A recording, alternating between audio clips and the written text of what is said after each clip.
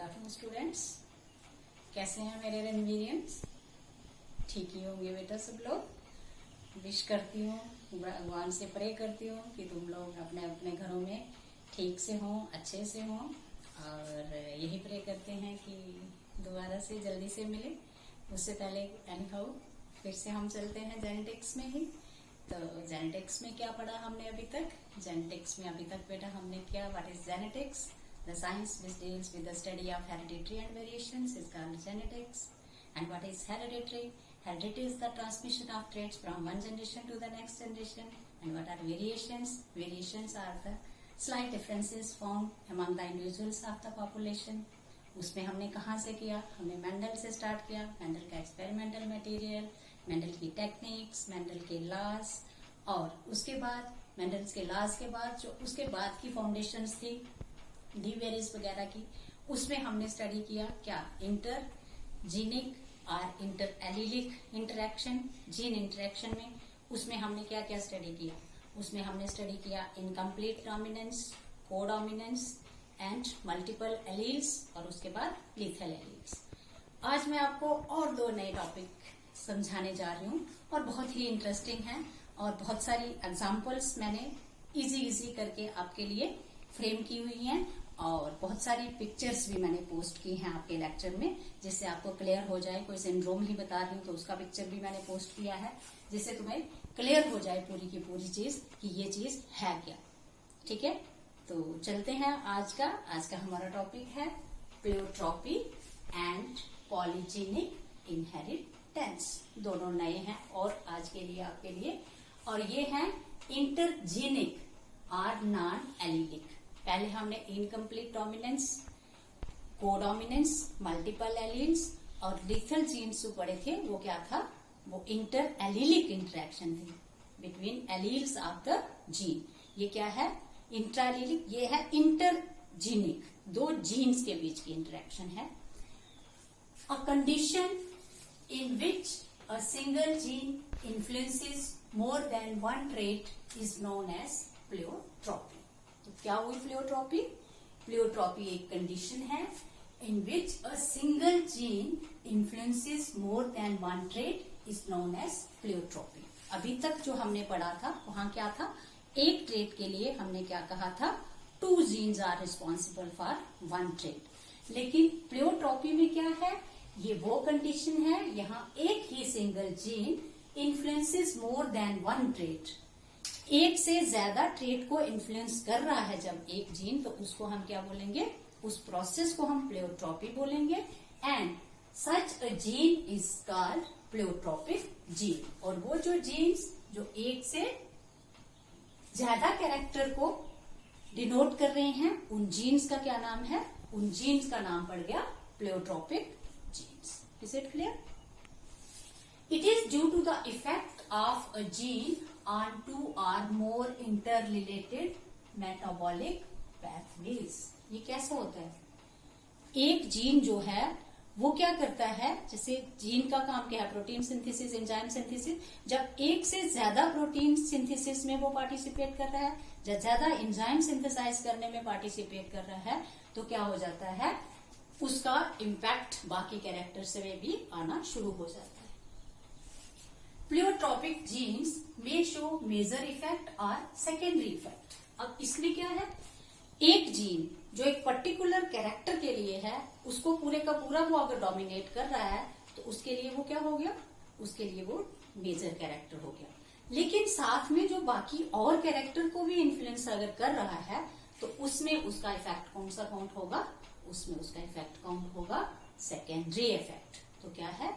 एक प्लेयोट्रॉपिक gene 2 effect show करता है, एक मेजर इफेक्ट और दूसरा secondary effect. I think it is clear. समझ आ गया यहां तक? अब मैं इनको और क्लियर करवाती हूं तुम्हें, प्लेयोट्रॉपिक जीन्स को डेफिनेशन से, एग्जांपल से। पहले लेते हैं हम पी प्लांट। अब जेनेटिक्स है तो पी प्लांट और ड्रोसोफिला के बिना तो अधूरा ही होगा ना, ये तो चलेगा ही चलेगा पूरा का पूरा जेनेटिक्स में। तो पी प्लांट में क्या है? Gene controlling flower colour, also control color of the seed coat and red spot in leaf axil। Main आपको पता है ना, इसका क्या है 2n is equal to 14। Chromosome number कितना है पी प्लांट का 2n इज इक्वल टू 14 है। तो क्रोमोसोम नंबर 1 पे जो जीन है जो कंट्रोल करता है क्या फ्लावर के कलर को। 2 टाइप के फ्लावर कलर बताए थे मैंने आपको, व्हाइट और पर्पल। तो फ्लावर के कलर को कंट्रोल करने वाला जीन साथ में क्या कंट्रोल कर रहा है सीड कोड कलर, सीड का कैसा शेप, वो भी 2 बताए थे मैंने आपको, ग्रीन और येलो सीड याद करो। और उसके बाद लीफ के एक्सिल में क्या है स्पॉट। तो 2 एक्स्ट्रा कैरेक्टर में भी उसका इफेक्ट हो रहा है। मेजर इफेक्ट में भी अगर इसका किसमें है फ्लावर कलर में है तो सेकेंडरी इफेक्ट इसका किस किस पे पड़ रहा है सीड कोड कलर पे, और लीफ के जो एक्सिल में जो स्पॉट है उसमें भी इसका इम्पैक्ट आ रहा है। दूसरा है ड्रोसोफिला के एग्जाम्पल। ड्रोसोफिला में आपको बताया था व्हाइट आई जो है वो म्यूटेशन है रेड आई पे। व्हाइट आई म्यूटेशन में क्या है आई का कलर जो है वो व्हाइट है, लेकिन उसके साथ जो जीन आई का कलर व्हाइट कर रहा है वो साथ में और कहाँ कहाँ उसका असर हो रहा है। White I colour mutation causes depigmentation in many parts of the body. सिर्फ आई में ही वो डीपिगमेंटेशन नहीं है उसका ही कलर व्हाइट नहीं कर रहा है, बाकी के बॉडी के और पार्ट्स में भी डीपिगमेंटेशन हो रही है उस जीन से। और क्या है the recessive gene for vestigial wings also effect tiny wing like balancers behind the wing. जो रिसेसिव जीन है ड्रोसोफिला में जो वेस्टिजियल विंग्स को बनाता है, साथ में क्या है वो विंग लाइक स्ट्रक्चर और बनाता है कहा विंग्स के पीछे छोटे छोटे विंग लाइक स्ट्रक्चर्स जिनको हम कहते हैं बैलेंसर्स। तो एक तो विंग पे उसके पंख पे, और दूसरा जो उसके साथ बैलेंसर विंग्स बना देता है। और कुछ certain blisters and structure of the reproductive organ. और कहा उसका इम्पैक्ट हो रहा है और हो रहा है कुछ ब्लिस्टर्स बनाने में, और रिप्रोडक्टिव जो ऑर्गन है उनके साइज में भी उसका इम्पैक्ट हो रहा है। तो एक ही जीन जो कि आई की म्यूटेशन शो कर रहा है वो डीकलरेशन स्किन का भी शो कर रहा है, और उसके बाद वेस्टिजियल विंग्स के साथ साथ जो बैलेंसर हैं उनको बना रहा है। रिप्रोडक्टिव ऑर्गन के स्ट्रक्चर में भी वो अपना असर दिखा रहा है। तो ये भी कौन से हो गए प्लेयोट्रोपिक जीन्स। फिर है gene for lint in cotton also influences. जो लिंट है कॉटन में उसका जो जीन है वो और कहाँ पे उसका इम्पैक्ट पड़ रहा है, उसका है height of the plant, size of the ball, number of ovules and seed viability. तो देखो एक ही जीन का कहाँ पे है प्लांट की हाइट पे, बॉल की साइज पे, नंबर ऑफ ओव्यूल्स में, और सीड की वायबिलिटी भी डिपेंड कर रही है उसी जीन पे। तो समझ आ गया, क्लियर हो गया कि एक जीन एक से ज्यादा कैरेक्टर को जब इफेक्ट कर रहा है तो कौन सा जीन हो गया, उस जीन को हम बोलेंगे प्लेयोट्रोपिक जीन, और इस फिनोमेना को हम बोलेंगे pleiotropy. I think it is very much clear now. अब इसी प्लेयोट्रोपिक जीन को हम स्टडी करेंगे ह्यूमंस में। तो ह्यूमंस में क्या क्या है, ह्यूमंस में कुछ सिंड्रोम्स में अभी आपको बताऊंगी। और सबसे पहला pleiotropic genes in humans sickle cell anaemia. Previous lectures में बड़ी डिटेल में मैंने तुम लोगों को समझाया है। सिकल सेल एनीमिया में क्या मैंने तुम्हें बताया कि जो जीन जो है ये क्या करता है हीमोग्लोबिन को HbA नॉर्मल हीमोग्लोबिन है HbS में कन्वर्ट कर देता है। तो क्या हो गया, एक तो हीमोग्लोबिन को कन्वर्ट करना HbA हीमोग्लोबिन को HbS में, और दूसरा मैंने आपको बताया था कि सिकल सेल नाम ही क्यों पड़ा है इसका कि जो आरबीसीज हैं उनकी शेप को क्या कर देता है सिकल शेप बना देता है। कैसी बना देता है सिकल शेप, मैंने आपको बताई थी। नॉर्मल आरबीसीज की शेप को सिकल शेप बना देता है। ये HB आ गया, तो उससे क्या हो गया, एक तो हीमोग्लोबिन को चेंज किया कहां से HbA HbS, और दूसरा कहां इम्पैक्ट आया इसी जीन का शेप ऑफ द सेल्स। जो हमारे आरबीसीज हैं वो राउंड से कैसे हो गए सिकल सेल हो गए। तो ये भी एक एग्जांपल हमारी किसकी आई, ये एग्जांपल हमारी आई प्लेयोट्रोपिक जीन की। दूसरा है इसके साथ phenyl ketonuria. What is phenyl ketonuria? phenylketonuria is an autosomal recessive metabolic disorder। ये भी मेटाबॉलिज्म का ही डिसऑर्डर है और कैरी कौन करता है? Recessive gene. लिथल जीन्स में मैंने तुम्हें पढ़ाया है ना कि कैरियर्स कौन से हैं? रिसेसिव। डोमिनेंट लिथल जीन जो है वो क्या होते हैं? उनका जो जिस इंडिविजुअल में होता है वो इंडिविजुअल मर जाता है, मैंने आपको बताया है। और अगर लेट स्टेजेस तक वो करते हैं, जब उसकी मैरिज वैरिज हो गई होती है, तब वो सर्वाइव कर सकते हैं। अदरवाइज जो कैरियर हैं इसमें लिथल जीन्स में, पिछले चैप्टर में मैंने आपको बताया, पिछले लेक्चर में, कि वो कौन से हैं? रिसेसिव हैं। तो फिनाइलकीटोन्यूरिया भी जो ऑटोसोमल डिसऑर्डर है, इसको भी कौन कैरी करता है? ये भी रिसेसिव जीन करते हैं। अब देखो इसका इम्पैक्ट क्या है। Affected babies are normal at birth, but with in few weeks there is rise in plasma phenylalanine level which impair brain development। Normally delivery के टाइम बच्चे नॉर्मल होते हैं, लेकिन कुछ वीक्स में ही क्या हो जाता है, उनका जो प्लाज्मा है उसमें फिनाइलएलानिन नाम का केमिकल इंक्रीज कर जाता है, और जिससे इफेक्ट कहाँ होता है? उनके ब्रेन की डेवलपमेंट में।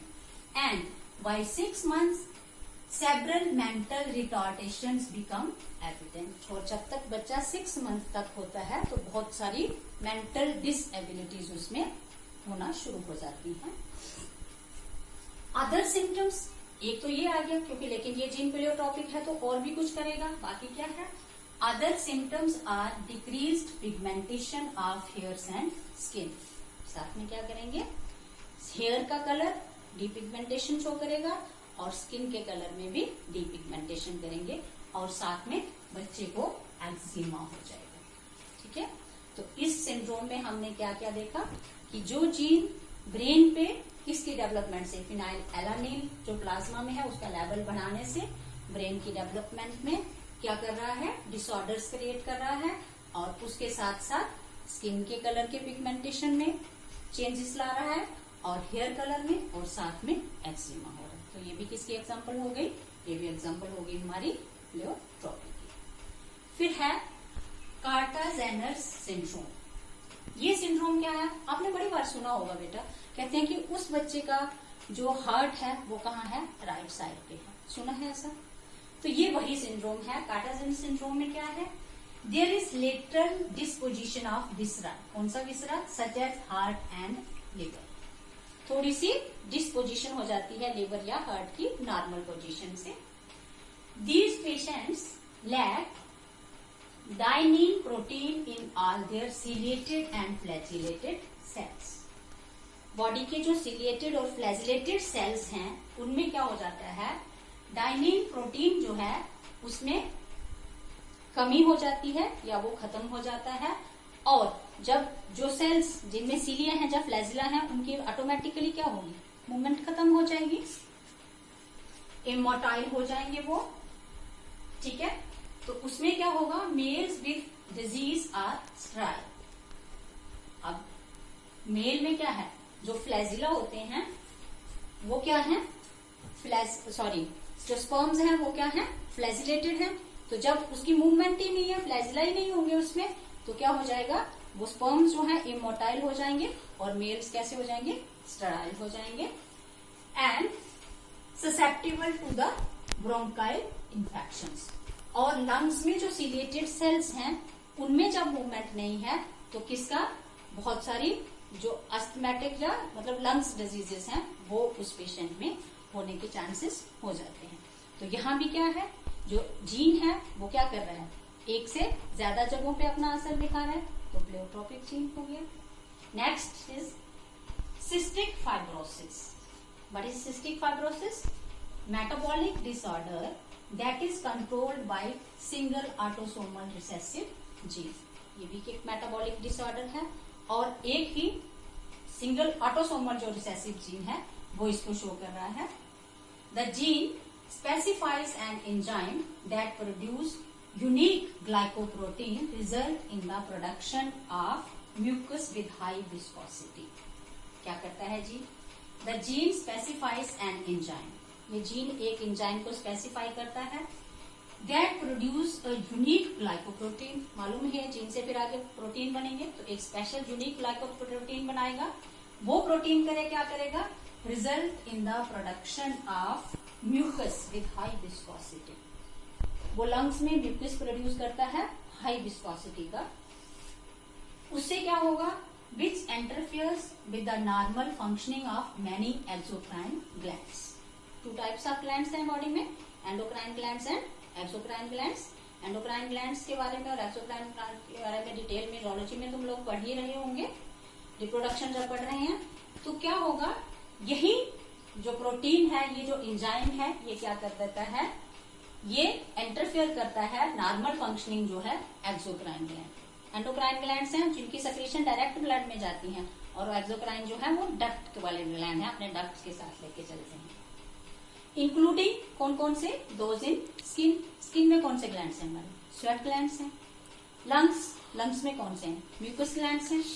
Liver and pancreas. तो जो स्वेट ग्लैंड्स और म्यूकस ग्लैंड है लंग्स में, रिजल्टिंग ब्रोंकाइटिस होगा उसमें। क्यों, क्योंकि हाई लेवल हो जाएगा सोडियम क्लोराइड का स्वेट में भी, पसीने में भी, और जो लंग्स के ट्यूब्यूल्स हैं उनमें भी। और जो लिवर और पैंक्रियास में क्या हो जाएगा, डाइजेशन की प्रॉब्लम आएगी, एब्जॉर्प्शन की problem. Is it okay, clear हो गया, समझ आ गया।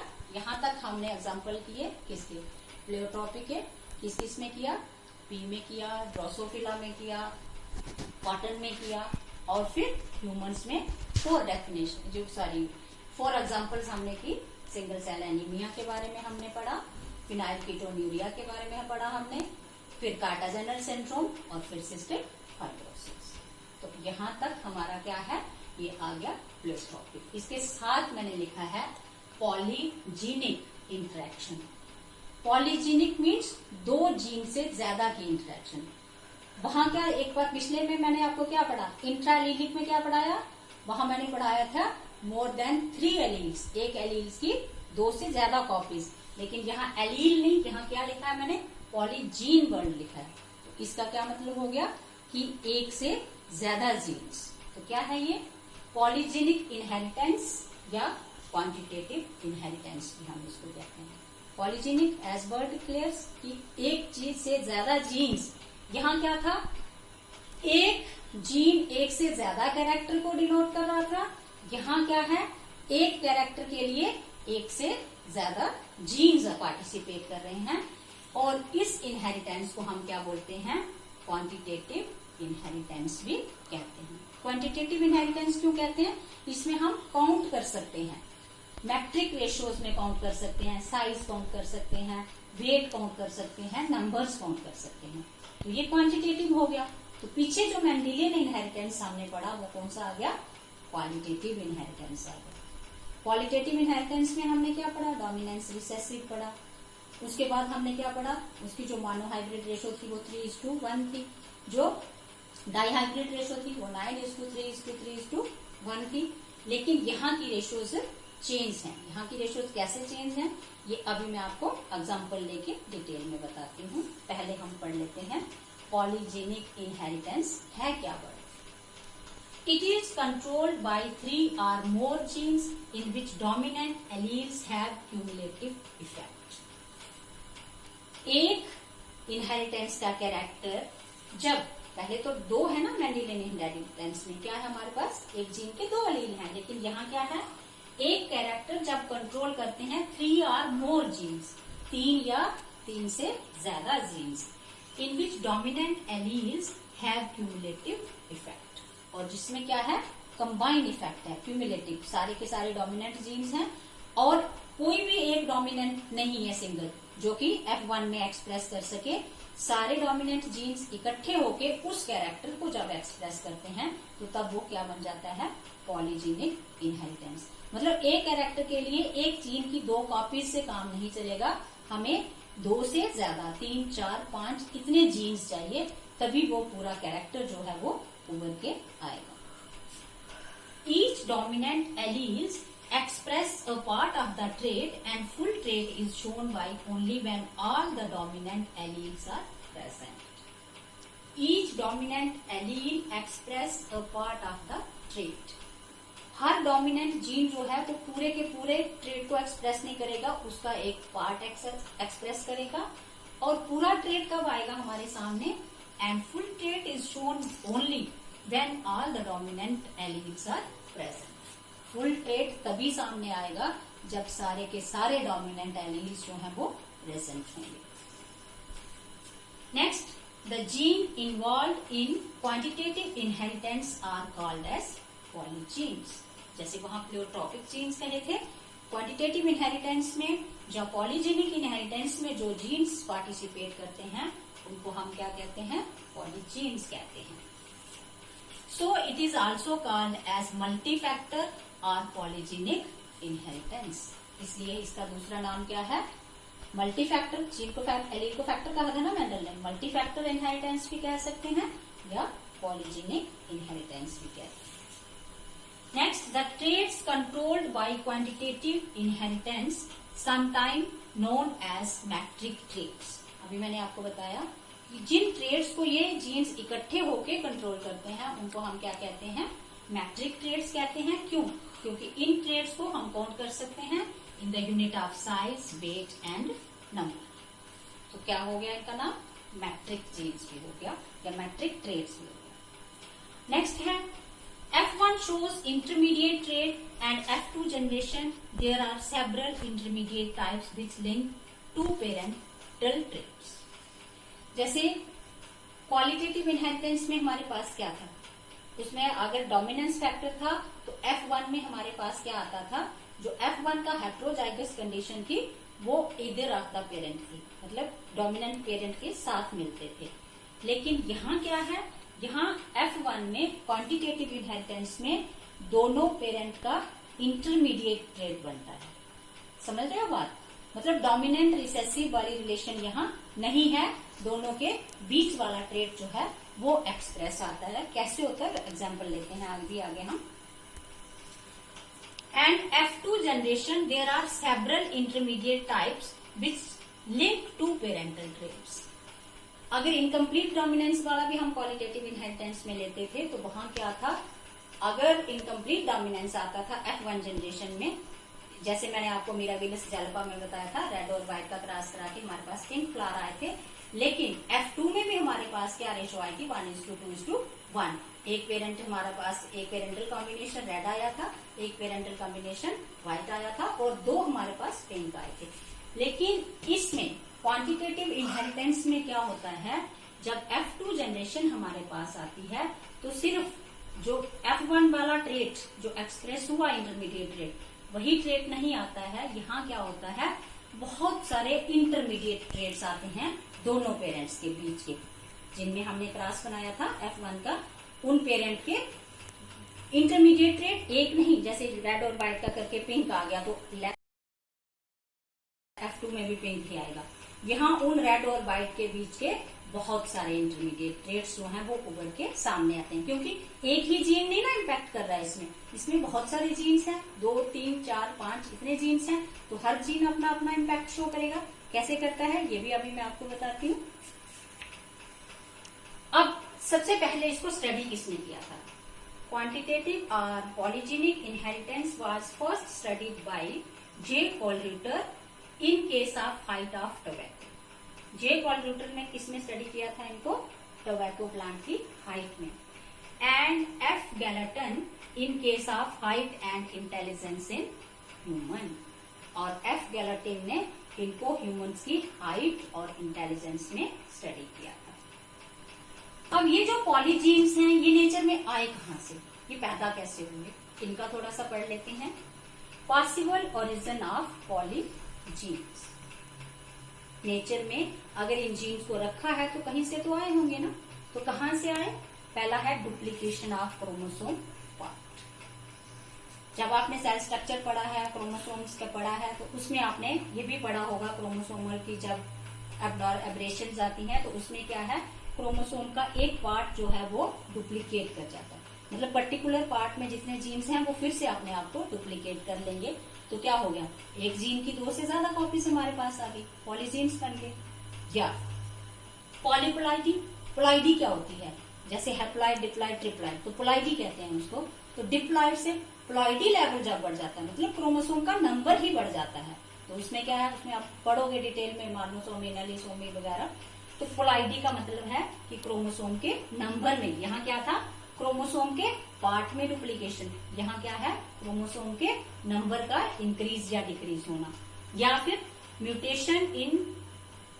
Mutation producing genes with similar effect. कुछ ऐसी म्यूटेशन उन जीन्स में आ जाती हैं जो और जीन्स बनाती जाती हैं जो वही सिमिलर इफेक्ट जो है वो शो करते जाते हैं। तो I thought it is clear now. Polygenes क्या होते हैं, क्वालिटेटिव इनहेरिटेंस क्या है, क्वालिटेटिव और क्वांटिटेटिव इनहेरिटेंस का डिफरेंस क्या है। अब बड़ी मजेदार एग्जांपल्स मैं इसमें आपको बताऊंगी, और एक तो बहुत ही अच्छी एग्जांपल है ह्यूमन स्किन कलर। ये तो सब लोग तुम फैमिलियर हो इसके, हो ना, कि ह्यूमंस बीइंग में तुम्हें कितना कलर मिलता है। कुछ ह्यूमंस को तुम देखते हो तो एक्स्ट्रा व्हाइट, बहुत गोरे, कुछ देखते हो एक्स्ट्रा ब्लैक, मतलब डार्क ब्लैक, जिसको तुम ब्लैक कलर भी कह सकते हो, कुछ बीच में कम ब्लैक, फिर कुछ फेयरली ब्लैक, कुछ थोड़े हमारे इंडियन जैसा जो टेक्सचर है स्किन का, मतलब फेयरली लाइट, कुछ ज्यादा लाइट। तो बहुत सारे कॉम्बिनेशन जो हैं वो ह्यूमंस में बनते हैं स्किन कलर। और स्किन कलर का जो एग्जाम्पल है वो पॉलीजेनिक इनहेरिटेंस में सबसे अच्छा एग्जाम्पल है, मुझे बहुत पसंद है वो एग्जाम्पल। कैसे है मैं आपको भी बताती हूँ। सबसे पहले इसको स्टडी किया, सबसे पहले तो मैं आपको बताऊंगी कि स्किन का जो कलर है वो कौन सा पिगमेंट देता है। स्किन का जो हमारा कलर है वो मेलानिन पिगमेंट जो है उसकी डोजेस के हिसाब से डिपेंड करता है। कोई एक्स्ट्रा व्हाइट है तो मेलानिन की डोजेस कम है, मेलानिन को बनाने वाले जो एंजाइम्स हैं, जो प्रोटीन्स हैं, वो कम मात्रा में सक्रिय हो रहे हैं, कम मेलानिन बन रहा है, कलर फेयर होता जा रहा है। जब ज्यादा सक्रीशन हो रही है, ज्यादा मेलानिन प्रोड्यूस हो रहा है, तो कलर जो है वो डार्क होता जा रहा है। तो सबसे पहले इसको स्टडी किया था डेवनपोर्ट ने। किसमें स्टडी किया था? एक इंटरमैरिजेस किस किस की, प्योर ब्लैक पेरेंट और व्हाइट। ब्लैक में आपको मालूम है डिग्रोज में हम देखते हैं बहुत सारे शेड आते हैं ब्लैक के, और कुछ तो इतना डार्क है जिसको हम जेट ब्लैक भी कह लेते हैं।